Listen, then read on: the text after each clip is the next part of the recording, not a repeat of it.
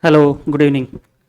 So we are at the end of our journey for the first day, and we have seen very great lectures. At the end, I'll just go through the resistant hypertension. There are two subset of patients, or we see usually in OPD that one patient came with an accelerated hypertension, which is on our regular follow-up. Patient is already on multiple medications, but still patient is not having good control of hypertension. We do two things. Either we say that it is more of a white coat hypertension every time patient comes to our hospital because of white coat effect, patient is having hypertension, and will not treat that patient. And at the end of 3 to 6 months, we see the same patient at our emergency as in heart failure with preserved ejection fraction. So it is more often going for patient because of not treating properly hypertension, resistant hypertension, going for heart failure with preserved ejection fraction at the end of 6 months.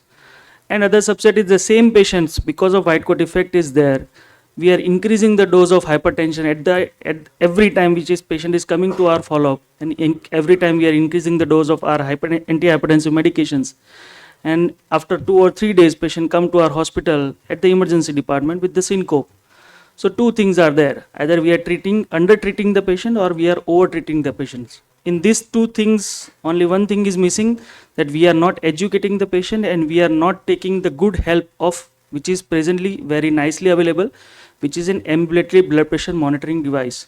So at the end of this discussion, at least we'll have few newer molecules. So possibly in another 2 or 3 years down the line, we'll have few molecules which will be available to treat our resistant hypertension patients, as well as intervention therapy at the end of this session. So as we know that there is a very global prevalence of 5 to 10% global prevalence of resistant hypertension, as we see, which is more concentrated in our India because of high salt, which is more of a double, which is 10 to 12% of global Indian prevalence of resistant hypertension. As we know that because why it is happening more in India, it is mainly because of decrease in awareness, and because of because of inertia to treat the patients for the hypertension, inadequate access as well as affordability to the healthcare system, and increased dietary sodium level. So as all the guidelines have already mentioned that it is hypertension which is not being controlled, but because not getting control less than 130 by 80 millimeters of mercury or 130 by 90 millimeters of mercury with more than 3 medications at the optimal dose with good medications, no white coat effect, and optimal dose has to be there, and one of them has to be more often diuretic therapy has to be there. If despite of these all medications and with good compliance, if you are not getting control of that hypertension, then yeah, definitely we stamp it as a resistant hypertension. Before stamping this as a resistant hypertension, as we have already mentioned that what is true and what is pseudo-resistant hypertension. So pseudo-resistant hypertension, there are contributing factors like improper BP measurements. If patient is very obese and we are using a small cuff, there will be a BP fluctuations, white coat hypertension, under treatment, taking the wrong medications or wrong doses, stiffening of the arteries, and not following the lifestyle advices. So patient is taking more salt diet, because of that patient is having resistant hypertension. So why we need to see the pathophysiology? We know that more often sodium intake, RAS activity, increased sympathetic nervous system activity, as well as endothelial dysfunction. Everything leads to, at the final stage, leads to stiffening of the vessel, as well as resistant hypertension. Salt and water retention leads to resistant hypertension. So what is an implication? This is a 2018 paper which has divided patient into with resistant hypertension, without resistant hypertension, which says more than 4 lakhs patients were included. So 32% patient with resistant hypertension, increased risk of end-stage renal disease, goes for the CKD. 24% increases the risk of ischemic heart events, 14% increased risk of stroke, and 6% increased risk of death. So because of this morbidity as well as mortality, it is mandatory for us to diagnose the resistant hypertension and treat it properly. So as we know, this is very nice slide. So if there is a suspicion of resistant hypertension, there is first always exclude pseudo-resistant hypertension.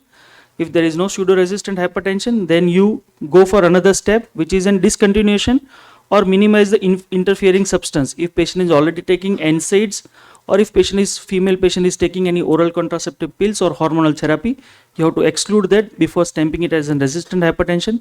If that is also not there, Then you go for the secondary screening or the secondary causes of hypertension in the form of primary hyperaldosteronism, CKD, pheochromocytoma, or mainly obesity as well as obstructive sleep apnea has to be ruled out. And if finally everything is ruled out and still patient is having persistent more than 130 by 90 millimeters of mercury blood pressure, then we stamp it as a resistant hypertension and we treat the resistant hypertension. So all the data says that every target has been given by the ACCH is also shown 130 by 80. If it is a patient is having associated comorbidities like diabetes as well as CKD, our target is less than 120 millimeters of mercury. So it's a multifactorial approach is there. First is a lifestyle modification, as we already says, as discontinuation as interfering substance. If patient is taking any medications, that has to be stopped. Rationalization of current treatment, and the sequential addition of antihypertensive drugs and existing triple therapy medications. So how we step up or how we approach for the medical therapy. So as we know that we start with the medications. If patient is not following lifestyle modification, we always tell to adhere more to the lifestyle modification. If patient is already on lifestyle modification, add on diuretic therapy. Maximal tolerated dose of diuretic therapy. If still BP is on higher side, go for an spironolactone. That too often start with the low dose. Go to the maximum tolerable dose without getting any hyperkalemia. If despite of adding spironolactone, if patient is having hypertension, you can add on to the central agents like alpha blockers or beta blockers if patient is having angina or heart failure. And if despite of this everything is not getting controlled, then you go for an newer medication as well as for the interventional therapy in the form of renal denervation. So these are few emerging drugs. These are still in under trial as well as clinical 3 or 4 trial is still on there. So as we have already discussed more for the kidney RAS system, this is a recent molecule or which will come in another 3 to 4 years, which is a firibastate. It is a brain aminopeptidase inhibitor which inhibits angiotensin 2 to converting into angiotensin 3. This is mainly for the RAS activity into the brain. So it has to cross the blood-brain barrier and it has to act on the brain. So if you stop this angiotensin 3, what it does? So angiotensin 3 is not binding to the angiotensin receptor. Because of that, there will be a decrease it reduces the vasopressin, increases the diuresis and decreases the extracellular volume. By that, it reduces the hypertension. It improves the baroreflex function. Because of that, it decreases the blood pressure and it decreases the sympathetic tone from the medulla. So because of that, there will be reduction in the hypertension. So human phase 1 and phase 2 clinical trials has already finished and which has shown a significant improvement in a hypertension in a resistant hypertensive patients. So in another future trial, we'll have firibastate for the resistant hypertension. Another very important is an endothelin 1 receptor antagonist. As we already have the macitentan, bosentan, everything is there. This is a similar class of the drug which is an aprocitentan.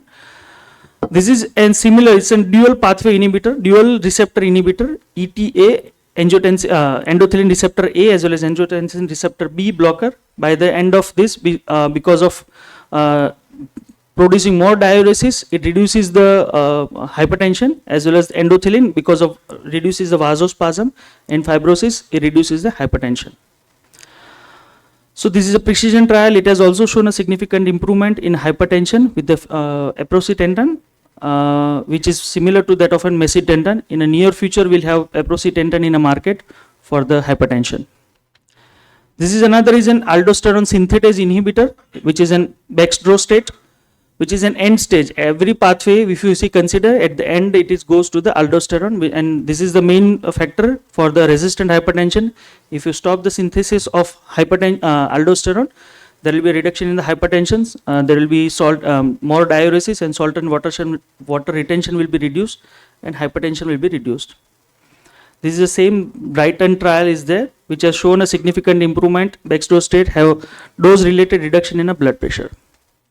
As we already discussed, more of an inclisiran, this is more of an zilbesiran, which is an inhibitory RNA, which is an interface. By the RNA, we are reducing the liver production of angiotensinogen.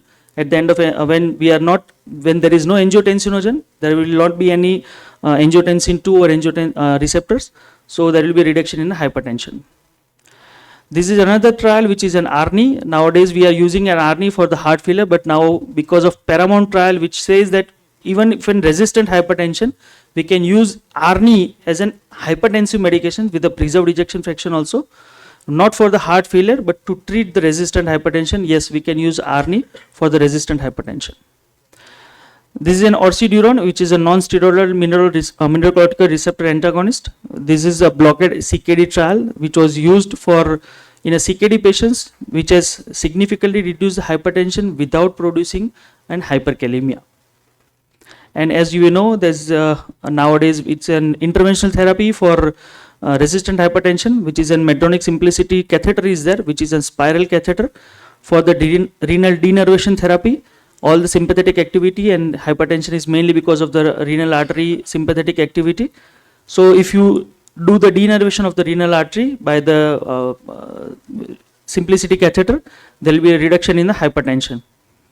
So this is a Simplicity 3 trial for the renal denervation therapy, which has shown a significant and sustained reduction. So even after the renal denervation, there was a sustained reduction in the hypertension for a prolonged period.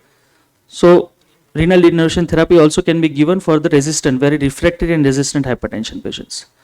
This is not very much used, just for the experimental purpose. This is a Barostim Neo, which is for the carotid stimulator, baroreflex activation. When you activate the baroreflex, there will be a reduction for the hypertension. That also can be used for the resistant hypertension. So at the summary, uncontrolled blood pressure more than 130/80 is considered to be as an antihypertensive drug. With persistent hypertension more than 130, we stamp it as a resistant hypertension.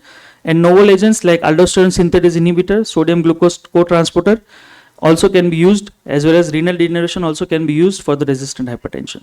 Thank you.